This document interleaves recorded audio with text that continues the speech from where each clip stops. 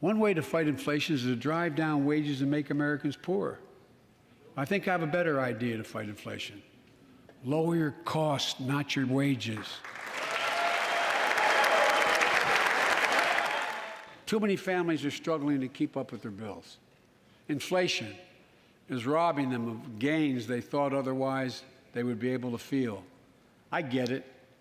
That's why my top priority is getting prices under control. Look, our economy roared back faster than almost anyone predicted, but the pandemic meant that businesses had a hard time hiring enough people because of the pandemic to keep up production in their factories. When that happens, it takes longer to make goods and get them to the warehouses, to the stores, and prices go up. And so we have a choice.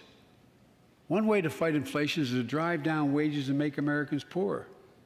I think I have a better idea to fight inflation. Lower your costs, not your wages. Make more cars and semiconductors in America. More infrastructure and innovation in America. More goods moving faster and cheaper in America.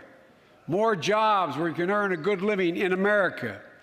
Instead of relying on foreign supply chains, let's make it in America. Look, my plan to fight inflation will lower your costs and lower the deficit. 17 Nobel laureates in economics said my plan will ease long-term inflationary pressures. Top business leaders, and I believe most Americans support the plan. And here's the plan. First, cut the cost of prescription drugs. Let's cap the cost of insulin at $35 a month so everyone can afford it. While we're at it, I know we have great disagreements on this floor with this. Let's let Medicare negotiate the price of prescription drugs. Look, the American Rescue Plan is helping millions of families with Affordable Care Act plans to save them $2,400 a year on their health premiums. Let's close the coverage gap and make these savings permanent. Let's cut energy costs for families, an average of $500 a year by combating climate change. Let's provide an investment tax credits to weatherize your home and your business, to be energy efficient and get a tax credit for it.